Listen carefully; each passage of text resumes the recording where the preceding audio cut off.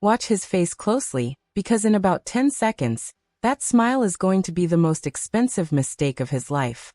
He stood in front of 200 guests, under gold chandeliers his own family could no longer afford to pay for honestly, and he handed his wife an envelope like he was handing her a party favor. "You're free now," he said, loud enough for the cameras. "I'm sure you'll find something else to do with your time." The room laughed. She didn't. She opened the envelope slowly, read the first line, and folded it closed again with the same calm she'd carried for 11 years of marriage. What none of them knew, what not one single person clapping in that ballroom understood, was that the woman standing in that plain green dress controlled more wealth than every family in that building combined, 3 times over. She hadn't said a word about it in over a decade. And by the time this story is over, you'll understand exactly why that silence was about to become the most devastating weapon anyone in that family had ever faced. This is the story of Adaeze Osei, the girl who grew up folding fabric on a market table in Accra, and the empire she built so quietly that the man divorcing her had no idea he was about to hand away everything he owned. To understand the smile on his face that night, you first have to understand what it cost him to keep pretending, and to understand what it cost her to keep hiding. The Osei family name meant something in Accra. 3 generations of shipping and trade money, a mansion on the ridge with a driveway shaped like a fishhook, a family foundation with their name carved into the side of 2 hospitals. When Kwame Osei married a market trader's daughter 11 years ago, half the city called it a scandal and the other half called it charity. Nobody called it a threat. That was their first mistake. Adaeze had grown up 2 neighborhoods away from that mansion, in a single room behind her mother's fabric stall in Makola Market, the kind of market where the air smells like dye and diesel, and where fortunes are made a single sadi at a time if they're made at all. Her mother, Comfort, sold wax print fabric from a wooden table with a cracked leg, 6 days a week, rain or blistering sun, for over 20 years. She never owned the stall outright. She rented the space by the week from a landlord who raised the price whenever business looked good, which taught Comfort a lesson she repeated to her daughter more times than Adaeze could count. "Never let anyone see exactly how much you have," Comfort would say, folding fabric with hands that never seemed to stop moving. "The moment they know what you're worth, they start deciding what they're owed." At night, after the market closed, Comfort would sit with her daughter and teach her the parts of the business nobody else bothered to learn. Not just how to sell fabric, but how to read a supplier's desperation in his eyes. How to know which competitor was about to fail before they knew it themselves. How to buy low from someone in a hurry and sell high to someone who wasn't. Adaeze absorbed every lesson like water into dry earth. She would sit cross-legged beside the table while her mother worked, watching the rhythm of the market the way other children watched cartoons, learning to spot the difference between a buyer who was bargaining out of habit and a buyer who was bargaining because the week had already broken him. By the time she was 12, she could tell you which stalls would still be standing in 5 years just by the way their owners counted their change at closing time. It wasn't a gift so much as it was survival sharpened into instinct, and her mother, watching her daughter grow sharper by the season, began to worry less about what would happen to the girl once she herself was gone. When Adaeze turned 16, her mother gave her a small brass bangle, worn thin and dark with age, the only piece of jewelry Comfort had ever owned that wasn't sold during a hard season. She placed it in her daughter's palm and closed her fingers around it. "Your grandmother wore this while she sold peppers on a mat on the ground," Comfort said. "I wore it while I sold fabric on a table with a broken leg. One day, I don't know when, but one day, you will wear it while you own the whole market. Not because anyone gives it to you, because you build it, brick by brick, the way we always have. And when that day comes, don't you dare let a single soul talk you out of what's yours." Adaeze wore that bangle every single day of her life after that. Even the day, 3 years later, when her mother collapsed behind the fabric table during the hottest week of the dry season, and never woke up again. Adaeze was 19, alone, and in possession of exactly one asset the world could see. A small stall with a cracked table leg, and one asset the world couldn't. A mind that had spent 19 years quietly memorizing the entire machinery of trade. She sold the stall. She took the small amount of money it brought, added it to the little her mother had hidden inside a tin under a floorboard, and made her first real investment, A stake in a struggling textile transport business that everyone in the market said was already dead. It wasn't dead. It was simply owned by people too proud to admit they needed help. Adaeze wasn't proud. She was patient. Within 2 years, that transport business was the most reliable fabric distributor in 3 regions, and nobody outside a small circle of lawyers and bankers knew her name was anywhere near it. That became her method for the rest of her life. Find what's struggling but not broken. Fix what's broken quietly. Never put her face where the money was. She built a shell of holding companies so layered that even seasoned journalists who tried to trace West Africa's most aggressive rising investment group eventually gave up, and simply called it what its paperwork called it. Bawku Horizon Partners. A name so plain, so forgettable, that nobody in a room full of important people ever thought to ask twice about it. While Bawku Horizon quietly bought stakes in agriculture, logistics, telecoms, and mining across 4 countries, Adaeze lived, by every outward appearance, like an ordinary young woman working an ordinary administrative job at a shipping firm downtown. That was where she met Kwame Osei. He didn't work there, not really. He was the owner's son doing a token rotation through departments before officially joining the family business. The kind of privileged apprenticeship that came with a private parking space and no actual expectations. He noticed Adaeze in her 2nd week, not because of anything she said, but because of everything she didn't. She never gossiped. She never flattered him the way the other assistants did. She corrected an error in a shipping manifest so quickly and so quietly that the department had never even realized there had been a mistake to begin with. Kwame found that unbearably interesting. He courted her for 8 months. He was charming in those early days, genuinely so, before the weight of his family's expectations had fully closed around his neck. Adaeze let herself fall for him slowly, carefully, the same way she approached every investment. And for a while, it looked exactly like it was supposed to. When he proposed, his mother, Richest Osei, nearly refused to attend the wedding.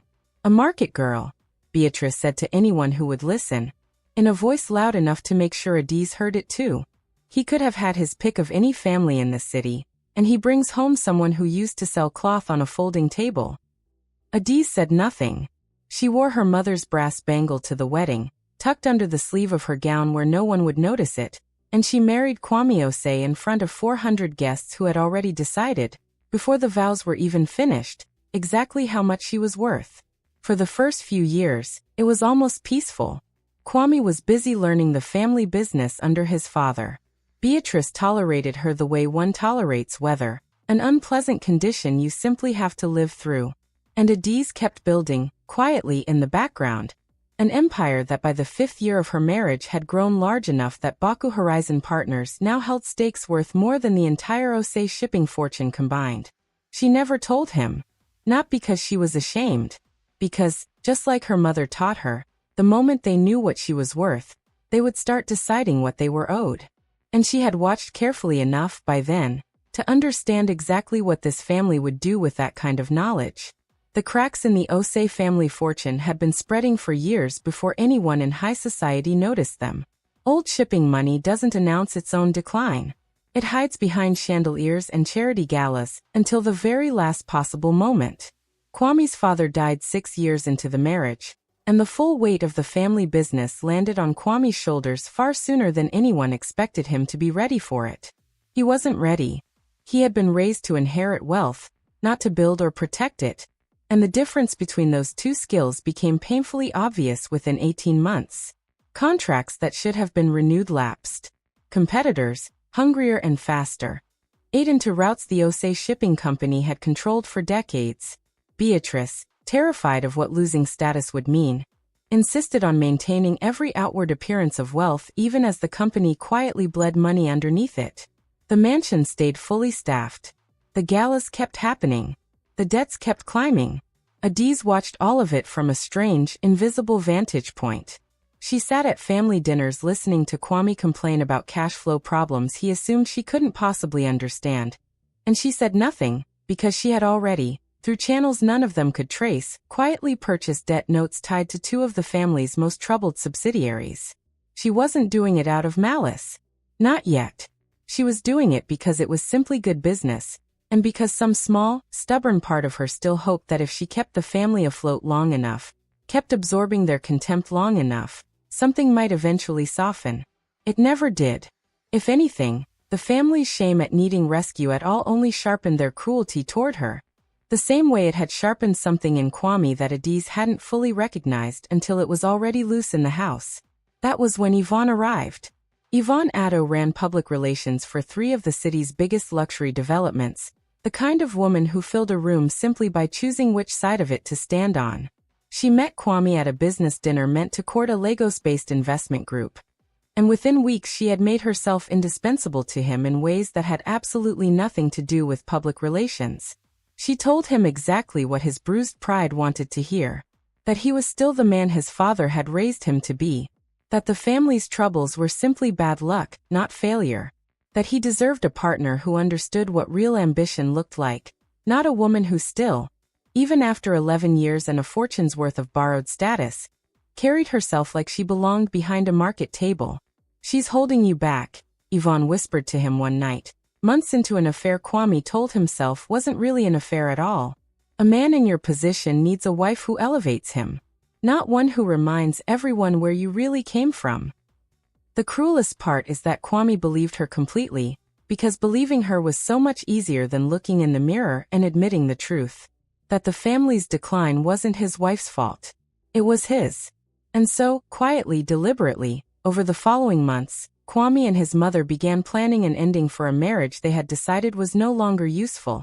At the exact same time an anonymous investment group was quietly restructuring the debt, that was the only thing keeping their shipping empire from collapsing entirely. Neither of them ever thought to ask who that investment group actually was. There was a moment, early in the restructuring, when they came close. Kwame's chief financial officer, a careful man named Mr. Boateng who had served the family for 15 years, raised a quiet concern in a private meeting.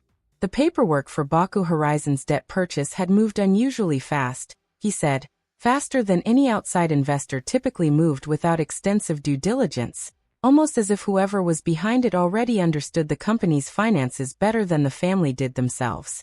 Kwame waved the observation away without a second thought. "Good luck," he said.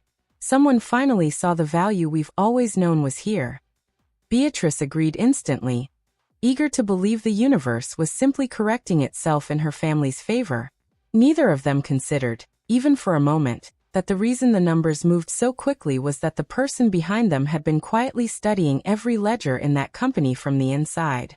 For years, sitting across from Kwame at breakfast, asking gentle questions about his day that he never once thought to ask in return.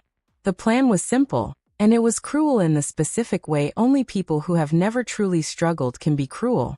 Beatrice, terrified of a messy public scandal that might scare away the very investors they were courting to save the company, decided the divorce needed to look clean, dignified, even generous. Kwame needed to appear as the reasonable one, the wronged husband finally moving on with grace. They chose the worst possible moment to do it on purpose. A gala celebrating what Beatrice publicly called a new chapter for Osei Shipping, the formal announcement that a major investment partnership had secured the company's future. Investors from Bawku Horizon Partners were expected to send representatives to finalize terms that same evening. It would be the biggest night the family had hosted in years, cameras, press, half the city's elite in one glittering room. Beatrice's idea was simple. Let the divorce happen there, publicly, gracefully. So the story that spread the next morning wasn't about a failing shipping company clawing its way back from the edge. It was about a generous, forgiving husband finally free to build a new future. Bury one story under a bigger one. Kwame agreed to all of it without much resistance. If he felt any guilt standing in his tailor's shop getting fitted for the very suit he planned to wear while ending his marriage in front of 200 people, he didn't let it slow him down. Adaeze knew, of course. She had known for months, not because anyone told her, but because she had spent her entire life reading rooms the way other people read headlines. She saw the way Kwame's eyes softened whenever Yvonne's name came up, however carefully he thought he was hiding it. She saw the sudden formality in Beatrice's tone whenever they spoke, the tone of someone rehearsing an ending. She could have confronted him. She could have moved first, protected herself, walked away quietly with the brass bangle and whatever dignity remained. Instead, she did something that surprised even the small circle of lawyers who managed her affairs. She let it happen exactly as they planned it.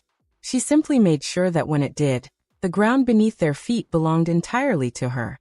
The night of the gala arrived warm and clear, the kind of Accra evening where the whole sky seems to glow orange just before dark. The Osei family had transformed the ballroom of their private club into something meant to announce triumph. Gold table settings, a live band, a banner reading a new chapter in careful gold script above the stage.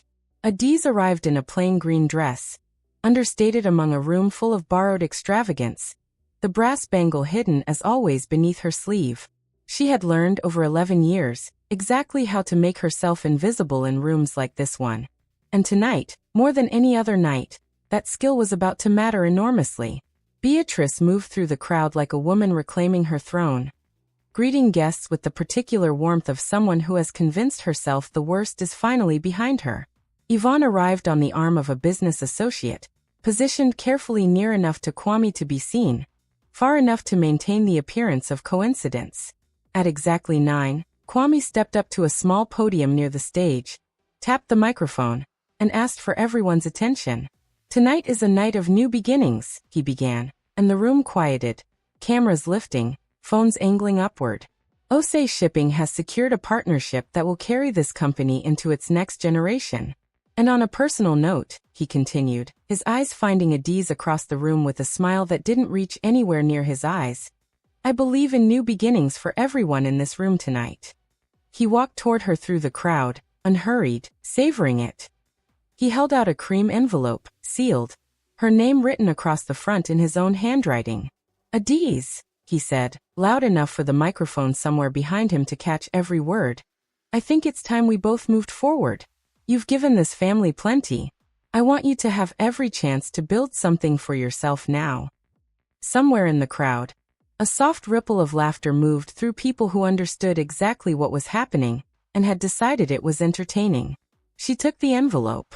She opened it slowly, unbothered by the 200 pairs of eyes watching her read the word divorce for the first time in a room full of strangers.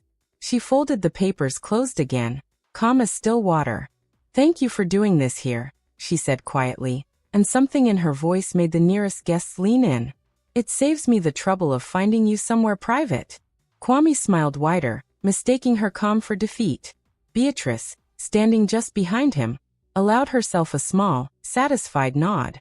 Across the room, Yvonne lifted her glass slightly, as if toasting a victory that had not, in fact, happened yet. None of them noticed the tall man in a dark suit who had been standing quietly near the stage entrance for the last 20 minutes, waiting for exactly this moment, a slim leather folder held under one arm. His name was Mr. Adaeze, senior counsel for Bawku Horizon Partners, and he had been sent that evening for one specific purpose entirely unrelated to any divorce. He stepped forward now, clearing his throat gently, and the room's attention shifted, curious about the stranger who had suddenly decided this was the moment to speak. "Forgive the interruption," he said, his voice carrying easily across the now silent ballroom. "I understand this is a significant evening for the Osei family. Before the formal signing ceremony begins, I've been asked to confirm the principal party for tonight's investment partnership, in front of the appropriate witnesses, as our client requires." Beatrice straightened, all business again, gesturing him forward eagerly. "Of course. We're honored to finally meet a representative from Bawku Horizon. We've been eager to thank your principal in person." Mr. Adaeze smiled faintly. "That can certainly be arranged." He turned, and instead of gesturing toward the door, he looked directly across the room. "She's already here." Every head in the ballroom turned to follow his gaze. He was looking at Adaeze. The room fell into the kind of silence that has texture, the kind you can feel pressing against your skin. Beatrice's smile froze halfway between confusion and dawning horror.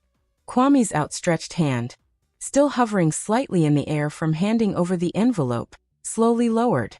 "I don't understand," Beatrice said, though something in her voice suggested she was beginning to. Mr. Adaeze opened the leather folder and withdrew a single document, holding it up briefly before continuing. "Mrs. Osei," he said, and it was unclear for a moment which Mrs. Osei he meant, "is the founding principal and sole controlling shareholder of Bawku Horizon Partners. Every restructured debt note, every renegotiated shipping contract, every piece of the financial rescue this family has been celebrating tonight, originates from her. Kwame's face drained of color in a way that made the gold chandelier light above him look almost cruel by comparison. "That's not possible," he said, his voice cracking slightly. She works in an office. She sold fabric growing up. She's nobody. She's a market trader's daughter," Adaeze said quietly, and the room, still frozen, heard every word. "Yes, I am." "Say it again, Kwame. You always said it like it explained everything about who I was allowed to become." She stepped forward into the open space near the stage, the brass bangle slipping visibly from beneath her sleeve as she raised her hand slightly, as though she'd finally decided there was no longer any reason to keep it hidden. "Let me explain to everyone here exactly what's happening tonight," she said, her voice steady, carrying easily without needing the microphone at all. 11 years ago, I married into this family with nothing anyone in this room considered valuable. What none of you understood is that I had already spent every year before that learning exactly how value works, how to see it, how to build it quietly, and how to protect it from people who only want it once they know it exists. She looked at Beatrice. "You called me a market girl at my own wedding, loud enough to make sure I heard it. You were right about where I came from. You were simply wrong about what it meant." She turned to Kwame. "Every dollar that saved this company over the last 2 years came from me. Every renegotiated contract. Every debt note bought quietly, so this family wouldn't collapse in front of the very people you were trying to impress tonight. I did that without telling you, not to control you, but because I had watched for years exactly what this family does with people once it learns their worth." A murmur moved through the crowd, phones now openly recording. Yvonne had gone very still near the back of the room, her champagne glass forgotten in her hand. "There's one more thing," Adaeze continued, and she reached into her small clutch, withdrawing a second folder Mr. Osei had prepared exactly for this moment. She held it out, and Mr. Osei carried it forward, setting it gently in front of Beatrice. "The terms of the rescue partnership include full transparency requirements for any Osei shipping executive receiving compensation tied to the restructuring. That includes consulting fees paid to a public relations firm retained personally by your son over the last 8 months." She looked deliberately toward the back of the room, toward Yvonne. "Fees that, on closer review, were significantly inflated well beyond market rate, and routed through an account that happens to share a beneficiary with someone very close to this family tonight." Yvonne's glass slipped slightly in her hand, a thin line of champagne running unnoticed over her fingers. Kwame turned to look at her, confusion and betrayal beginning to war openly across his face for the first time. The way a man looks when he realizes the story he'd been told about his own life was never actually about him at all. Somewhere near the back of the room, Mr. Boateng, the careful chief financial officer who had once raised a quiet concern nobody wanted to hear, closed his eyes briefly and exhaled, the particular exhale of a man who finally understands a puzzle he'd been circling for months. "I would have given every bit of it freely," Adaeze said, and for the first time that evening, her voice caught just barely, just once. "I would have poured everything I built into this family for nothing in return gladly, if even once in 11 years, any of you had looked at me and simply called me family instead of a burden you were generous enough to tolerate." She let that settle over the silent room.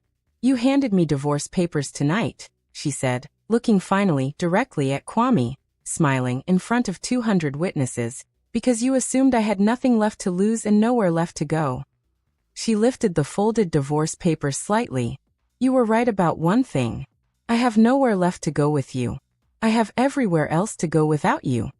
She turned, and without waiting for a response, without raising her voice again, she walked toward the tall doors at the back of the ballroom, Mr. Osei falling into step just behind her, the brass bangle catching the chandelier light as she moved. Nobody stopped her. Nobody in that entire glittering room could find a single word worth saying. What the truth revealed that night wasn't only the end of a marriage. It was the beginning of a reckoning that unfolded slowly, deliberately, over the weeks that followed, touching every person who had stood in that ballroom smiling at her humiliation. Start with Kwame. Within days, the full scope of what he had lost became impossible to ignore. Bawku Horizon Partners, under the terms Adaeze herself had quietly structured years earlier, held enough restructured debt and equity in Osei Shipping to exercise controlling influence the instant the partnership was formalized. The divorce, finalized swiftly and without contest, meant Adaeze owed the family nothing further. And a controlling shareholder facing a board with no personal loyalty left to protect him found himself removed from daily operations within a single boardroom vote. Kwame had spent his whole life believing he was a man of consequence, heir to a name that opened doors on its own. What he learned, brutally and all at once, was that every door that had ever opened for him in the last 2 years had been opened by his wife, quietly, from behind a name he'd never bothered to look closely at. He wasn't a rescued man. He was a passenger in his own family's survival, and the driver had just stepped out of the car. Yvonne disappeared from the city's social circles within a month. The financial irregularities Adaeze's team had uncovered became a formal matter for the development she worked with, and no company wants its public relations director under active financial scrutiny. She had come for status and comfort, and once both evaporated, so did any reason to stay near a man with neither money nor a name still worth borrowing. She left him the same way she'd arrived, quietly, and without a backward glance. Mr. Boateng, the loyal chief financial officer who had spent 15 years quietly protecting a family that never once thought to protect him back, was the only person from the old company Adaeze personally called the week after the gala. She didn't call to gloat. She called to offer him a position running finance for the newly restructured Osei Shipping, now operating fully under Bawku Horizon's control. "You were the only person in that building who ever asked the right question," she told him. "I'd like to keep someone like that close." He accepted before she finished the sentence. Then there was Beatrice. The old woman had spent her entire life believing that appearances were the only currency that mattered, that as long as the chandeliers stayed lit and the galas kept happening, the truth underneath could be managed indefinitely. She learned in the cruelest possible way that appearances collapse instantly once the truth finally has a name attached to it. The society that had spent decades admiring her poise did not rally around her. They had smelled the family's decline for years and simply been too polite, or too entertained, to say so out loud. Once the story broke, quietly at first through whispered conversations, and then loudly through every outlet that covered West African business, the invitations that had defined Beatrice's entire identity simply stopped arriving. Adaeze, holding controlling interest in nearly everything the Osei family had built, could have left Beatrice with nothing. Legally, she was entitled to. Instead, she arranged for Beatrice to keep the smallest of the family's properties, a modest house far from the ridge, and nothing more. Not out of warmth. Out of the same instinct her mother had once taught her behind a fabric table with a cracked leg. Cruelty repays itself. Mercy is the only thing that ever actually settles a debt. Kwame came to see her once, weeks later, at the small office she finally allowed her name to be attached to for the first time in her adult life. He looked smaller than she remembered, the confidence that had once filled every room now visibly absent. "I didn't know," he said. "I swear to you, Adaeze, I never knew who you really were." She looked at him for a long moment before answering, and when she did, there was no triumph in her voice at all, only something quieter and far sadder. "That was always the problem," she said. "You had 11 years to find out. You never once asked." He had nothing to say to that. There was nothing left to say that wasn't years too late. She didn't ask him to leave. She simply stood, walked to the door, and opened it for him herself, the same door he had once, in a different life, held open for another woman. He walked through it without another word, and she closed it softly behind him, no anger left in the motion at all. What does a woman do with a fortune large enough to buy every apology she was never given? Adaeze could have spent the rest of her life quietly enjoying what she had built, invisible as always, letting the world keep believing Bawku Horizon Partners was simply a well-run investment firm with no face attached to it. Instead, for the first time in her life, she chose to be seen. She took her mother's name and put it on the door of something new. The Comfort Osefo Foundation, named for the woman who had folded fabric for 20 years on a table with a broken leg, and never once complained about the weight of it. It began as a fund offering small business loans to market traders, the exact kind of people banks had spent generations refusing to take seriously. It grew, within 2 years, into something larger, training programs, education grants. An entire wing dedicated to teaching young women exactly what Adaeze's mother had once taught her in the quiet hours after a market closed. How to see value. How to build it. How to protect it from people who only want it once they know it exists. She kept her mother's brass bangle in a small glass case at the entrance of the foundation's main office, worn thin and dark with age, the first thing every visitor saw when they walked through the door. One afternoon, a young girl stood in front of that case, frowning up at it, tugging gently at the sleeve of the woman standing beside her. "Auntie, why is this old bangle in the fancy glass box? You have so many nice things. Why keep the small one where everybody sees it first?" Adaeze knelt down beside her, the way she had learned to do with every child who ever asked her that same question. Because so many of them did. "My mother wore this while she sold fabric on a broken table," she said softly. "And she taught me something I never forgot. Nobody decides what you're worth by looking at your table. They decide by watching what you build on top of it." She touched the glass gently. "This little bangle taught me that. So it gets the best spot in the whole building." The girl thought about that for a long moment, then nodded the serious, certain way children nod when they've decided something is true, and ran off toward the training room where a dozen young women were learning to read a balance sheet for the very first time. Adaeze watched her go, and for the first time in longer than she could remember, something in her chest sat quiet and settled, and finally, completely at peace. Some evenings, after the training rooms had emptied and the last of the staff had gone home, Adaeze would walk the quiet halls alone, the way she used to walk the market after her mother closed the stall for the night, checking that every table was steady, every lock was secure. She would stop by the glass case at the entrance and simply stand there for a while, not saying anything at all, just letting the weight of the day settle. It was in those quiet moments, more than any boardroom victory, that she finally understood what her mother had actually been promising her all those years ago in a room with a leaking roof.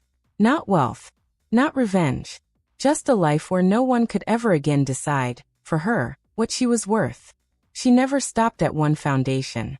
Bawku Horizon Partners, now openly carrying her name for the first time in its history, expanded into a dozen countries, always with the same quiet method her mother had taught her decades earlier behind a cracked wooden table.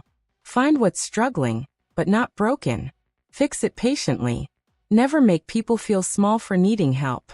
She hired the daughters of market traders to run entire departments. She funded the sons of dock workers through university on the same shipping routes their fathers had once loaded by hand for someone else's fortune. Every scholarship she signed, every small loan her foundation approved, was her mother's promise, kept and kept again. Nobody decides your worth for you. You build it yourself, one patient decision at a time, until the day comes when no one can ever talk you out of what's yours. And that is the whole story. The market trader's daughter handed divorce papers with a smile in a room full of strangers. The empire she had built so quietly that the man ending her marriage had no idea he was signing away everything that kept his own family afloat. The fortune that could buy anything except the one thing she actually wanted: to be loved by people who didn't need to be told what she was worth first. So let me leave you with this. Never measure a person by the table they're standing behind. The quiet one. The plain one. The one everyone in the room has already decided isn't worth a second look. That is so often the one holding everything up. Be careful who you underestimate. You never know whose fortune you're standing inside of. Because a quiet woman is never a small woman. She never was. If Adaeze's story moved you tonight, do something for her. Hit that like button so more people find this story. Subscribe if you believe patience always outlasts pride in the end. And comment one word, comfort, if you promise you'll never judge a quiet table again. Then share this with someone who needs to hear it tonight. A quiet woman is never a small woman. I'll see you in the next story. Until then, watch closely.